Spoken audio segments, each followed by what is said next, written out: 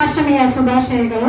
ವಸುದೇವನ ದೈವ ಸ್ವರೂಪಿಯಾದ ಮಗನು, ಕಂಸ ಚಾಣೂರರನ್ನು ಸಂಹರಿಸಿದವನು, ದೇವಕಿಗೆ ಪರಮಾನಂದವನ್ನು ತಂದಂತ, ಜಗತ್ತಿಗೆ ಧರ್ಮವನ್ನು ಬೋಧಿಸಿದ ಜಗದ್ಗುರುವಾದ ಶ್ರೀಕೃಷ್ಣನಿಗೆ ವಂದಿಸುತ್ತೇನೆ.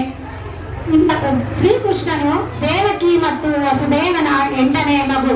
ಇವರ ಸಾಕು ತಾಯಿ ಯಶೋಧ, ತಂದೆ ನಂದಿ, ಸಹೋದರ ಬಲರಾಮ, ಸಹೋದರಿ ಸುಭದ್ರೆ.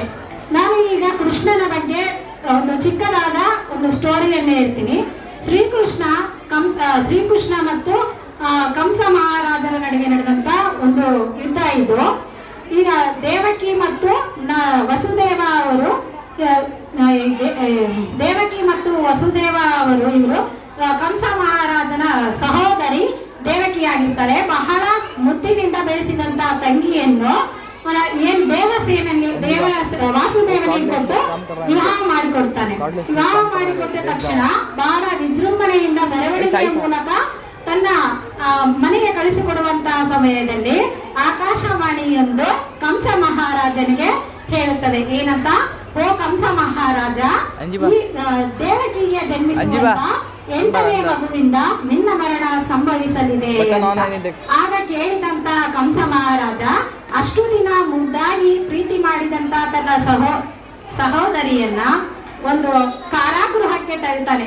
ತನ್ನ ಸಹೋದರಿ ಮತ್ತು ಸಹೋದರಿಯ ಪತಿಯನ್ನ ಇಬ್ಬರನ್ನು ಸಹ ಒಂದು ಕಾರಾಗೃಹಕ್ಕೆ ತಳ್ಳಿ ಅಲ್ಲಿ ಬಂಧಿಸಿ ಇಡುತ್ತಾನೆ. ಕೆಲವು ಸ್ವಲ್ಪ ದಿನಗಳ ಸಮಯದ ನಂತರ ದೇವಕಿ ಮತ್ತು ವಸುದೇವರಿಗೆ ಒಂದು ಸಂತಾನವಾಗುತ್ತೆ. ಹೀಗೆ ಅವರಿಗೆ ಹುಟ್ಟಿದಂತ ಎಲ್ಲಾ ಮಕ್ಕಳನ್ನು ಸಹ ಏನ್ ಮಾಡ್ತಾನೆ, ಕಂಸ ಮಹಾರಾಜ ಒಬ್ಬೊಬ್ಬರನ್ನಾಗೆ ಕೊಲ್ಲಲು ಪ್ರಾರಂಭಿಸುತ್ತಾನೆ. ಆ ದೇವಕಿಗೆ ಇದೆಲ್ಲನ್ನು ನೋಡಿ ಅಕ್ಕಿಗೆ ಬಹಳ ಹಿಂಸೆ ಅನಿಸುತ್ತೆ. ಆದ್ರೆ ಕೊನೆಗೆ 7ನೇ ಮಗು ಹುಟ್ಟುತ್ತಾನೆ. ಶ್ರೀ ವಿಷ್ಣುವನ್ನು ಪ್ರಾರ್ಥನೆ ಮಾಡ್ತಾಳೆ ದೇವಕಿ.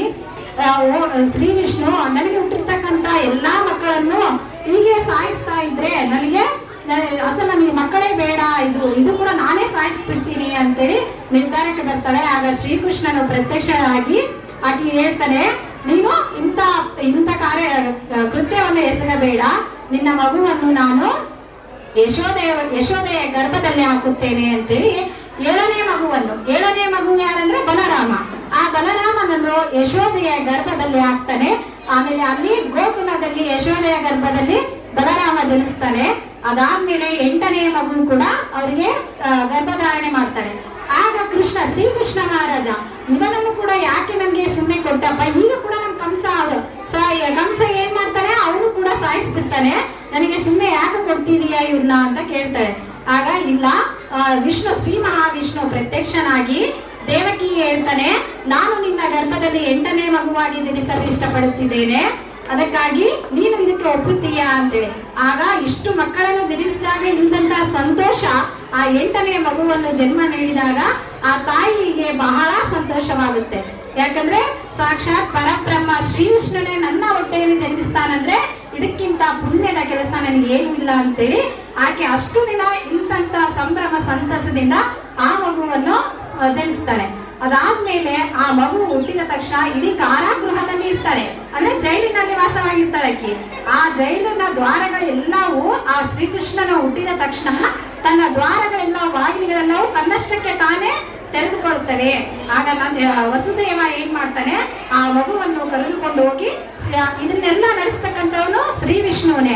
ವಿಷ್ಣುವಿಗೆ ಎಲ್ಲಿ ಹಾಕ್ಬೇಕು, ಆ ಮಗುನ ಯಾರಿಗೆ ಒಪ್ಪಿಸ್ಬೇಕು ಅಂತ ಎಲ್ಲ ಗೊತ್ತಿರುತ್ತೆ ಆಲ್ರೆಡಿ. ಅವರು ಏನ್ ಮಾಡ್ತಾರೆ, ಗಾರಾಕಾರ ಮಳೆ ಸುರಿಯಿರುತ್ತೆ ಆ ದಿನ. ಆ ಮಗುವನ್ನು ಪುಟ್ಟಿಯಲ್ಲಿ ಹೊತ್ಕೊಂಡೋಗಿ ಫುಲ್ ಒಂದು ಸಮುದ್ರವನ್ನು ದಾಟಬೇಕಾಗುತ್ತೆ. ಆ ಸಮುದ್ರವನ್ನು ದಾಟಬೇಕಾದ್ರೆ ಆ ಮಳೆಯಲ್ಲಿ ಆ ಮಗುವನ್ನು ಪುಟ್ಟಿಯಲ್ಲಿ ಹೊತ್ಕೊಂಡು ಹೋಗ್ತಾ ಇರುವಾಗ ಒಂದು ನಾಗಸಪ್ಪ ಆ ಮಗುವಿಗೆ ಮಳೆ ಬರದಾಗೆ ಹೆಡೆಯಾಗಿ ನಿಂತಿರುತ್ತೆ. ಸಮುದ್ರದ ನೀರು ಆ ವಸುದೇವನಿಗೆ ಫುಲ್ ಮುಣಿಗೋಗ್ಬಿಡ್ತಾನೆ. ಆಗ ಕೃಷ್ಣನ ಪಾದಗಳ ಆ ಸಮುದ್ರಕ್ಕೆ ತಾಕಿದ ತಕ್ಷಣ ಆ ನೀರೆಲ್ಲ ಬತ್ತಿ ಹೋಗಿ ಅವನಿಗೆ ಹೋಗುವ ದಾರಿಯನ್ನು ಮಾಡಿಕೊಡುತ್ತೆ. ಅಂದ್ರೆ ಆ ಮಹಾವಿಷ್ಣುವಿನ ಪ್ರಭಾವ ಅಷ್ಟೊಂದು ಇರುತ್ತೆ. ಅದಾದ್ಮೇಲೆ ನೆಕ್ಸ್ಟ್ ಗೋಕುಲಕ್ಕೆ ತಲುಪ್ತಾನೆ ವಸುದೇವ. ಆಗ ಒಂದು ಯಶೋದೆಯ ಮನೆಯಲ್ಲಿ ಒಂದು ಮಗು ಅಳ್ತಾ ಇರುತ್ತೆ. ಆ ಮಗುವನ್ನು ಆ ಮಗುವನ್ನು ಹೆಣ್ಣು ಮಗುವಿಗೆ ಯಶೋದೆ ಜನ್ಮ ನೀಡಿರುತ್ತಾಳೆ. ಆಗ ಹೋಗಿ